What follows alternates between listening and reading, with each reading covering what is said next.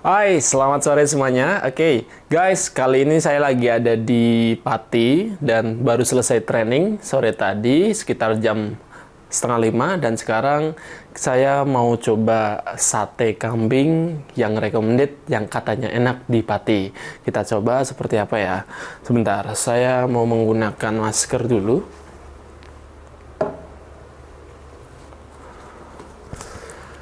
Soalnya harus pakai masker sekarang kan ya. Masih bukan sekarang harus, tapi masih menggunakan masker.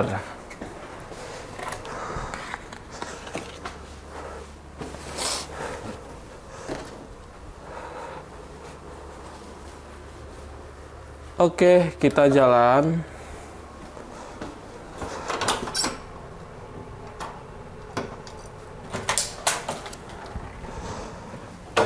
Ya. Sambil pesen Grab.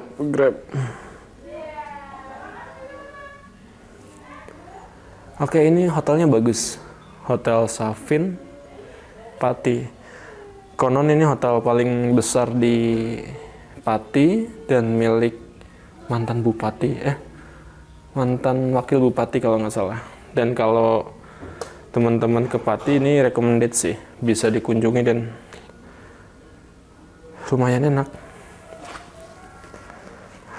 Oke, sebentar kita coba lihat pegangannya. Good. Oke, kita masuk dulu.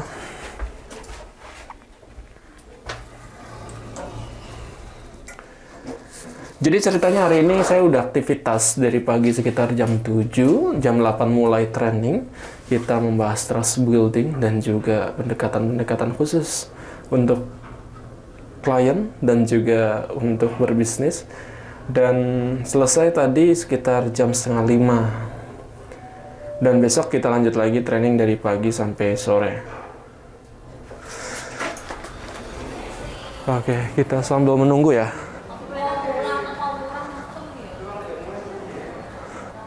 Ini bagus banget.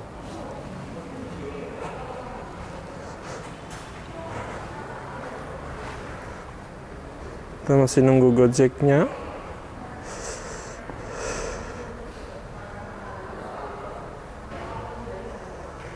Kita nunggu di sini, nanti ada di sana.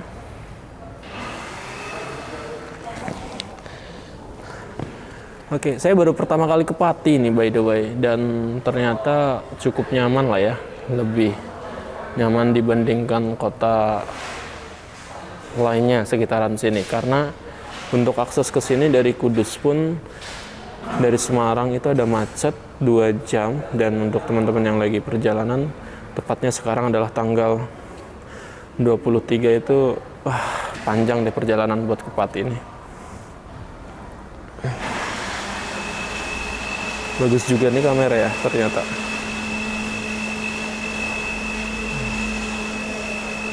Oke, sembari kita tunggu ya.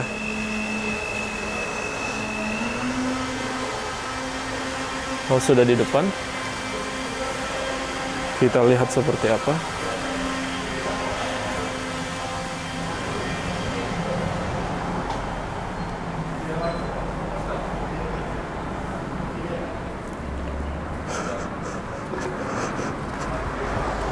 Oke, ini Pati guys. Nanti setelah ini saya hadapin ke depan ya. Oke, kita lihat view depannya. Oke. Sekarang kita lagi perjalanan cari sate kambing Pati. Saya mau ke sini. Sebetulnya kanan. Sebenarnya kanan. Oh, ternyata webnya kanan. Iya, Oh ya, berarti benar ya. benar kayak. Kalau kabar rumah masalahnya kan gitu. Oh ya. Oke.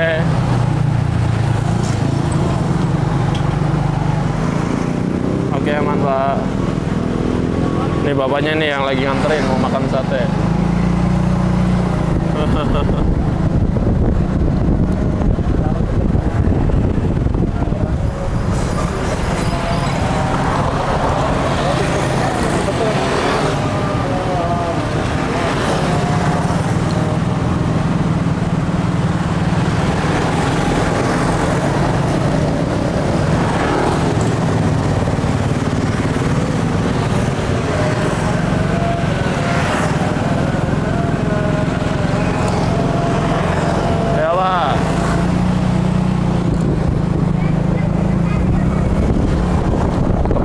Jalannya salah kan. Oke, kita lampu merah dulu. Oke, nanti kita ketemu lagi waktu sudah di tempat makan ya. See you. Oke, saya sudah kembali lagi di hotel dan tidak ada yang bisa diceritakan karena satenya alot, tidak bisa dimakan, tapi saya mendapatkan makanan pengganti yaitu gulai. Gulainya cukup ya lumayan lah, enak, bisa saya makan dan untuk 2 porsi nasi. Dan satenya tidak sesuai dengan rate yang dimunculkan di Google, jadi ternyata ada salahnya juga itu ratingnya. Atau mungkin dulu waktu orang-orang memberikan rating itu bagus karena memang enak, tapi kualitas hari ini yang saya makan itu tidak enak sama sekali. Bahkan saya pesan 10 sindik ataupun 10 tusuk, ini yang bisa dimakan hanya 4 tusuk, yang lainnya itu tidak saya makan karena keras seperti itu. Nah, oke, kita lupakan sate. Kita nanti akan makan sate di Tegal yang enak dan spesial karena memang Tegal khasnya adalah sate. Saya ingin bercerita sedikit tentang aktivitas saya tadi pagi dari mulai jam 7 sampai jam setengah 5 sore.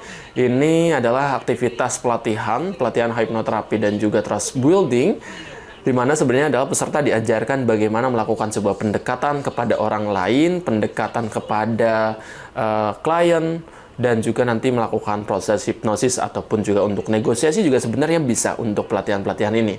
Nah, saya ketemu dengan salah satu peserta yang mengatakan dirinya adalah fobia. Saya sempat menanyakan ke beberapa peserta, di situ ada yang takut dengan lele karena dulu pernah dipatil, dan ada juga yang takut dengan katak atau kodok bahasa Jawanya, dan ada beberapa lainnya. Oke, untuk yang katak ini dia berjarak 20 meter, dengan menyebutkan nama saja dia sudah mulai ketakutan. Tapi by the way, ini tidak akan saya ceritakan karena ini ibu-ibu, dan ibu-ibu ini tidak mau diakses, tidak mau dilakukan intervensi ataupun terapi menghilangkan ketakutan tersebut. Dan saya akan bercerita dengan seorang bapak-bapak yang mengatakan saya takut dengan lele mas gitu. Nah, takut dengan lele, dan dia mengatakan saya pernah dipatil. Nah, seandainya ada yang belum pernah tahu patil itu apa, jadi lele itu atasnya ada duri, ataupun yang kanan kiri itu ada sirip. Nah, di atas duri itu kan ada yang siripnya ke belakang ya. Nah, yang paling ujung, paling awal, yang besar dan itu tajam, itu disebut kalau di Jawa adalah, khususnya di Tegal itu disebutnya adalah patil. Nah, kalau kena tangan disebutnya adalah kepatil. Bapak-bapak ini bercerita kalau dia pernah kepatil, dan dia sampai sekarang alhasil tidak pernah makan lele, tidak pernah makan yang namanya lamongan lele, pecel lele ini nggak pernah gitu. Padahal ya enak ya lamongan ini gitu. Dan dia mengatakan bahwa saya tidak pernah makan lele karena saya takut dengan lele dulu waktu SD itu karena dipatil ataupun kepatil. Singkat cerita seperti itu. Dan setelah saya konseling dan saya melakukan sebuah terapi dan saya lakukan penggalian data ataupun asesmen, jadi saya tanya-tanya dalam proses konseling tersebut. Ternyata teman-teman, setelah saya ajak ataupun saya bawa ke kondisi rileks, tenang, nyaman, dan ternyata disitulah muncul masalah yang sebenarnya. Yang tadinya mengatakan adalah takut dengan lele karena kepatil, ternyata permasalahannya bukan kepatil, yaitu adalah permasalahannya lebih dalam daripada itu. Permasalahannya adalah saat itu dia sedang bermain dan ngambil lele punya tetangga dan dimarahi sama ibunya. Dan berulang kali dimarahi, ngambil lele itu dimarahi, dan yang bersangkutan waktu SD, waktu kecil, ketika setelah ngambil lele, ini adalah diikat kakinya dan digantung di pohon. Dan itu dilakukan berulang kali, karena ternyata bukan hanya lele saja yang diambil, tapi ada juga kopi, ada juga tanaman lain, dan beberapa lainnya, seperti itu. Nah, ini ternyata muncul permasalahan itu. Tapi kita belum tahu nih, kenapa sih takut dengan lele. Dan ternyata yang namanya lele ini membuat simbol ataupun anchor dalam peristiwa ataupun proses yang dirasakan oleh yang bersangkutan, bapak-bapak ini adalah menganggap lele ini menakutkan karena ketika setelah mengambil lele, ini anak digantung, diikat kakinya, dan akhirnya digantung di pohon. Dan membuat bahwa lele ini adalah menakutkan. Begitu, karena waktu itu dilarang, sudah tidak boleh ngambil lele lagi. Tidak boleh ngambil lele lagi. Dan ketika setelah dinasehati, dimarahi, langsung diikat kakinya dan digantung. Nah, ini menjadi sebuah problem terbaru. Dan ternyata ini diperkuat lagi, menjadikan yang bersangkutan ini takut dengan lele, yaitu adalah peristiwa yang sebenarnya timbulnya karena kekecewaan. Ketika tadi hanya diambil, dimarahi, dan juga akhirnya digantung, ternyata ada yang lebih deep lagi, ada yang lebih dalam lagi. Ternyata yang bersangkutan ini adalah merasa kecewa karena belum sempat minta maaf secara penuh dengan aktivitas-aktivitas yang pernah dilakukan oleh yang bersangkutan. Coba teman-teman bayangkan, saat itu kita ini mengambil lele, dimarahi sama orang tua kita. Ibu kita bilang, nak, jangan ngambil lele orang lain gitu, dosa, nakal kamu. Selanjutnya setelah dinasehati, dimarahi, ditarik, diikat kakinya, digantungkan di pohon gitu. Nah, ini akhirnya dia merasa takut, tapi ternyata tidak sampai situ. Berulang kali dengan mengambil beberapa tanaman lainnya, dan itu digantung lagi, berawal dari lele.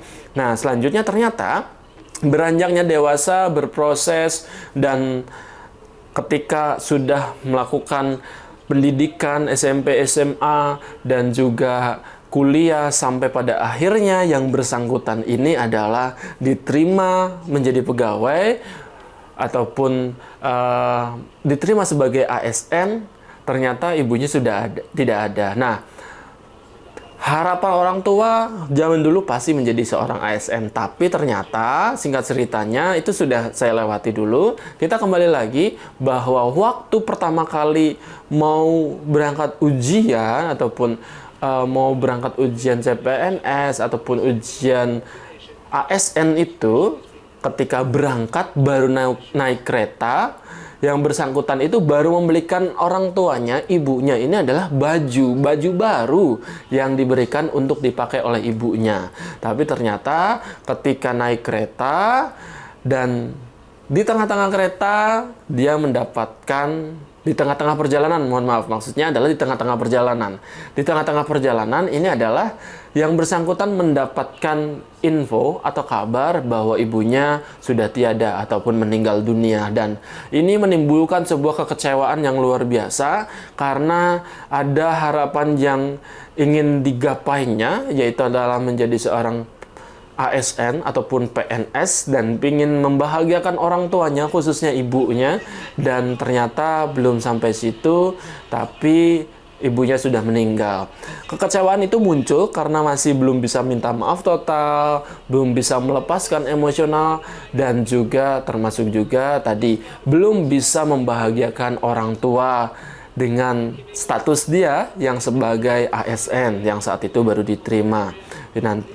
Nah, hal ini menjadikan sebuah momen bahwa lele dimarahi oleh ibunya menjadi sebuah angkor ataupun jangkar ataupun simbol. Nah, ketika ini sudah terbentuk, ternyata diperkuat lagi dengan kekecewaan ditinggalkan oleh ibunya, sampai kecewanya pada tahap aku baru beliin baju loh. Aku baru belikan baju baru untuk ibu, tapi ternyata belum dipakai, ibu sudah pergi. Kenapa nggak pamitan dulu? Kenapa nggak woro-woro? Kenapa nggak ngasih kode? Kenapa nggak ngasih simbol bahwa ibu tuh mau pergi, ibu tuh udah siap untuk dipanggil ataupun segala macam gitu. Nah, hal ini menjadikan sebuah kekecewaan sampai pada akhirnya ternyata ketika itu sudah saya dapatkan, yang tadinya mengatakan yang bersangkutan, bapak-bapak ini mengatakan bahwa takut lele ini dikarenakan kepatil, dipatil, ataupun kena duri bagian atas lele. Ternyata setelah digali lagi, di asesmen lagi, ternyata permasalahannya bukan itu, yaitu adalah permasalahannya itu adalah kecewa dan merasa ditinggalkan, dan juga ada histori yang membuat dia takut ataupun mengalami ketakutan, kehilangan, kekecewaan, dan juga faktor-faktor lainnya dalam momen tersebut. Sehingga dia mengambil simbol yang momen yang masih paling diingat adalah lele itu menakutkan karena dimarahi ibu, digantung, dan juga karena kekecewaannya.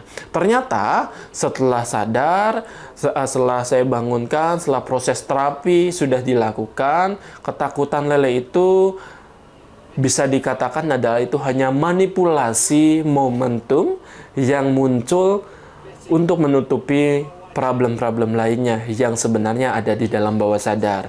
Yang sebenarnya adalah rasa kecewa, ketakutan, kemarahan, dan juga kekecewaan yang dirasakan oleh bapak-bapak ini adalah ditutupi dengan pati lele, dan momen itu yang dimunculkan oleh bawah sadar. Dan sampai sekarang klien tidak mau, ataupun yang bersangkutan tidak mau untuk makan lele. Tapi ternyata setelah proses intervensi, proses terapi, dia mengatakan, siapa yang bilang takut lele?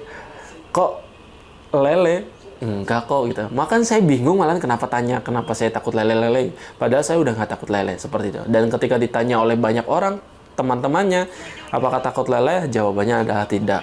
Nah, dari sini ingin dan lebih tepatnya ada yang ingin saya sampaikan, bahwa sebenarnya adalah ketakutan, permasalahan yang kita alami itu biasanya bukan masalah yang utamanya, tapi ada masalah yang paling dalam ataupun core problemnya yang perlu kita ketahui, perlu kita cari, sehingga masalah-masalah selanjutnya yang dampaknya ini bisa kita selesaikan.